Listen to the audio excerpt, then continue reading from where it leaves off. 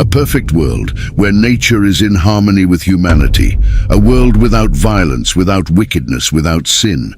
This was the world God created for Adam and Eve, a world of love, peace, and hope. But Adam and Eve's world was corrupted by sin. Humanity strayed from God's path and plunged into darkness. Violence, wickedness, and chaos spread throughout the world. God saw humanity's wickedness and was heartbroken. But even in the midst of this darkness, there was a glimmer of hope. In the early chapters of the Bible, particularly in the book of Genesis, we encounter a world very different from the one we know.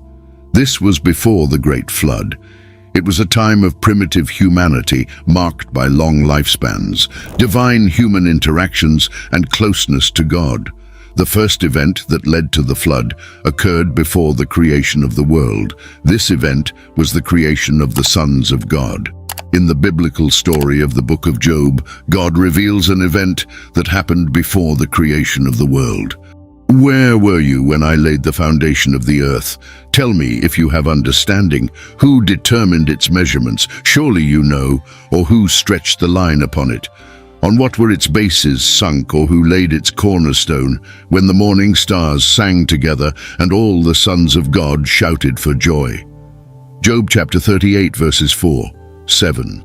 In this sublime moment, the morning stars sang in harmony, and all the sons of God, the angels, rejoiced in jubilation. Here is where the revelation hits us. Celestial beings, known as the morning stars and the sons of God, witnessed the very creation of the earth. They celebrated the glory, power, and immeasurable wisdom of God involved in the process of conceiving our world. However, some of the sons of God rebelled against God and engaged in sexual relations with the daughters of men. This led to the creation of a race of giants who were violent and wicked. Because of the sin of the sons of God, God decided to destroy the earth with a flood. However, he found a righteous man named Noah and ordered him to build an ark to save his family and a pair of every animal in the world. Prepare to embark on this epic journey, where the mysteries of creation unfold before our eyes, and the connection between the past and the present becomes undeniable. This is a story that will captivate your mind and touch your heart, like a celestial song echoing through the ages. The Bible only makes passing references to the fallen angels before the flood. This is because the vast majority of angels in heaven never strayed or turned to evil. However, there were some who made that choice. This fall inevitably leads us to consider the free will of the angels, and this is where the book of Jude sheds light on the matter. Jude, in verses 5 and 6 in the Amplified Bible, reminds us of an important event. "Now I want to remind you, although you once fully knew it, that Jesus, who saved a people out of the land of Egypt, afterward destroyed those who did not believe, and the angels who did not stay within their own position of authority, but left their proper dwelling. He has kept in eternal chains under gloomy darkness until the judgment of the great day." The cause of the angels' fall is unknown. Some believe it was pride or rebellion against God. Others believe it was a desire to experience free will. Satan, who disguises himself as an angel of light, is in charge of the fallen angels. He is the leader of the Great Rebellion, an event in which Satan and a third of the angelic legions of heaven waged war against God and his angels in an effort to overthrow God's authority in the eternal realm. The devil planned a conspiracy to overthrow God, his creator, and he and the angels who followed him were defeated in the conflict. We have an account of this from Jesus himself while he was in the world. Jesus spoke of the glory and majesty that he shared with God the Father before the world existed. John 17:5 Amplified Bible. "And now, Father, glorify me in your presence with the glory I had with you before the world began." Satan's kingdom is highly organized, with different areas and levels of authority. Its headquarters are in the heavenly realms. This is a surprising fact, but it is quite clear. The fact that Satan leads a highly organized kingdom surprises some people, but there are many indications of this in the Bible. A spiritual war has begun. It is a confrontation between two kingdoms, one ruled by God, the Prince of Peace, while the other is ruled by Satan, the Prince of Darkness. After being expelled from heaven, Satan and his followers committed to each other and formed the rebellious kingdom. In the Garden of Eden, Satan launched his first attack on God's authority over the earth. Satan considered the earth his domain and saw Adam and Eve as children of God. This is a fascinating chapter in the epic battle between good and evil, a confrontation that transcends the boundaries of time and space. Among the pages of Genesis, a lineage is marred by the murderous ways of Cain, who unfortunately passed on his dark mark of violence through the generations. In a haunting echo of history, we find a man who revels in his own brutality, and this persists to his great-grandson. Evil took root, threatening to obscure God's perfect design for humanity. In just 4 chapters, we already find people delighting in the shedding of blood and disregarding God's plan for marriage. In contrast to Cain's lineage, the lineage of Seth is marked by worship of God and righteousness. Seth exemplified the same type of worship as his late brother Abel. People began to call on the name of the Lord in connection with Seth. In this fascinating plot, we find a crucial lesson. Jude 11 warns us of the dangers of those who follow the path of Cain, seeking selfish gain, and in their greed plunge into the error of Balaam. They end up destroyed in the same rebellion that consumed Korah. As generations succeeded Adam, the world became filled with inhabitants, but it also became filled with sins. People were not benevolent to one another. They lied, stole, and even committed murder. During this time, humans enjoyed extraordinarily long lives, with ages reaching hundreds of years. It was a different era, a time when humanity was still intimately connected to its roots, and the world was new and vibrant. In the midst of this decadence, there was a man named Enoch. Genesis 5 gives us the first mention of Enoch, who was born when Adam was 165 years old. He was the father of Methuselah, who was the father of Lamech, who was the father of Noah. Enoch was different from the other men of his time. He was a righteous and godly man who walked with God. The Bible says that Enoch walked with God. Then he was no more, because God took him. Genesis 5:24. Though his life was not as long as some other men's, his testimony is truly captivating, standing out as a beacon in the darkness of that era. Before the Great Flood, life on earth was far from a fairy tale, as the Bible reveals.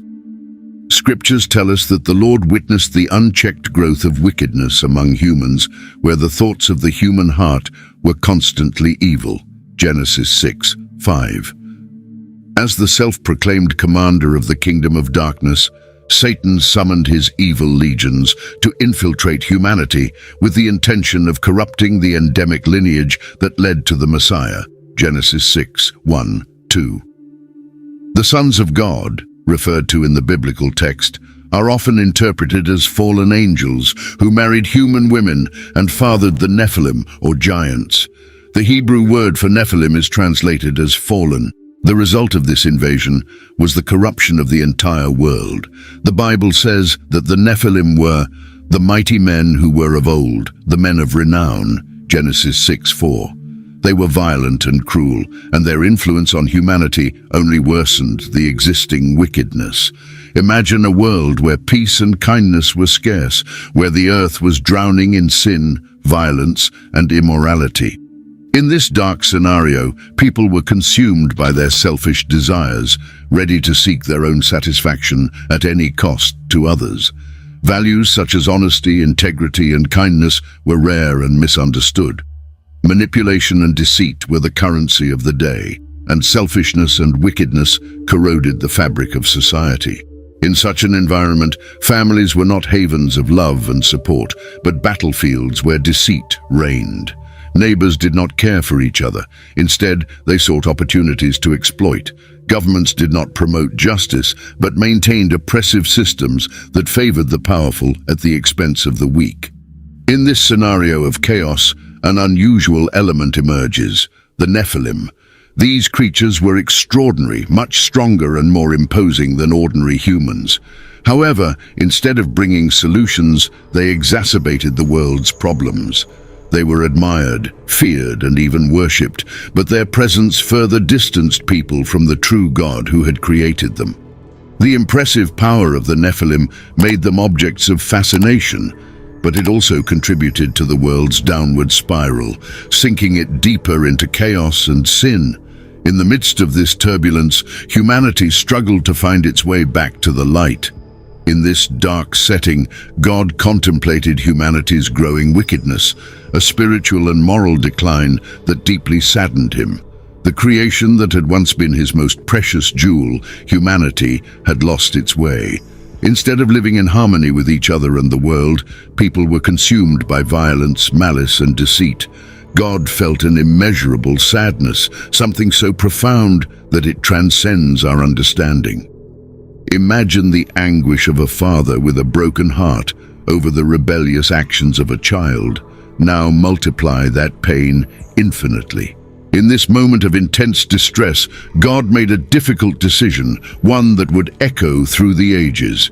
He said, "I will blot out man whom I have created from the face of the land, man and animals, and creeping things and birds of the heavens, for I am sorry that I have made them." Genesis 6:7. God was deeply disappointed by the actions of humanity, whom he had molded with love and care. He felt there was no other option to correct a world that was rapidly disintegrating into chaos. However, even in the midst of this darkness, a glimmer of hope shone through. A man named Noah found favor and grace in the eyes of the Lord. In a world that had strayed from the right path, Noah stood out as a beacon of hope. He was a man of integrity and unwavering faith. Genesis 6:8-9. The records of Noah's family history describe him as a righteous man, blameless in his generation. Genesis 6:9. Noah was a direct descendant of Adam through the lineage of Seth, Enoch, Kenan, and other ancestors who carried the torch of righteousness through the generations. Not only did Noah carry this torch with dignity, but he allowed it to shine brightly in his own life. He was also a loving father and a faithful husband, passing on to his 3 sons, Shem, Ham, and Japheth, the same virtues he held in his heart. Despite the darkness surrounding the world, Noah's home was a sanctuary of piety, a beacon of righteousness. Even when God shared his sorrowful decision to purify the earth through a flood that would sweep away all forms of life, Noah's faith remained unshaken. He understood the gravity of the task ahead and accepted it with sorrow but a resolute heart. God declared, "I will destroy man, whom I have created from the face of the earth, both man and beast, creeping thing and birds of the air, for I am sorry that I have made them." Genesis 6:13. In this pivotal moment in history, Noah rose as an example of faith, perseverance, and obedience to God, preparing for a mission that would shape the destiny of humanity in ways that could never have been imagined. God made a covenant with Noah, providing precise details about the construction of the ark. This was no ordinary vessel. It was a masterpiece of divine design, intended to save the last remaining forms of life in the face of the impending flood. Its dimensions, plans, and blueprints were meticulously outlined by God. The ark would be 450 feet long, 75 feet wide, and 45 feet high, with strategically placed doors and windows. Noah accepted the monumental challenge of building the ark, facing the ridicule and skepticism of many. With tireless faith, he shaped the magnificent vessel over the years, making it an undeniable testament to his obedience and faithfulness to God. In addition to the construction instructions, God also guided Noah on whom and what to bring into the ark. His wife, sons, and daughters-in-law were designated to board, along with a representation of all living creatures according to divine guidelines. In the end, Noah accomplished everything exactly as God commanded. His unwavering faith, tireless dedication, and exemplary obedience made him the hero who led humanity toward a fresh start as the flood engulfed the old world. Noah's unfaltering faith and scrupulous obedience were the foundations on which the new humanity would emerge. In a world engulfed in chaos, Noah's light shone more brightly, a testimony to the enduring power of virtue and faith in the face of overwhelming darkness. God made a covenant with Noah, providing precise details about the construction of the ark. This was no ordinary vessel. It was a masterpiece of divine design, intended to save the last remaining forms of life in the face of the impending flood. Its dimensions, plans, and blueprints were meticulously outlined by God. The ark would be 450 feet long, 75 feet wide, and 45 feet high, with strategically placed doors and windows. Noah accepted the monumental challenge of building the ark, facing the ridicule and skepticism of many. With tireless faith, he shaped the magnificent vessel over the years, making it an undeniable testament to his obedience and faithfulness to God. In addition to the construction instructions, God also guided Noah on whom and what to bring into the ark.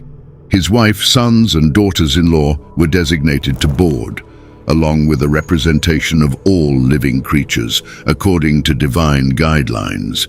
In the end, Noah accomplished everything exactly as God commanded. His unwavering faith, tireless dedication, and exemplary obedience made him the hero who led humanity toward a fresh start as the flood engulfed the old world.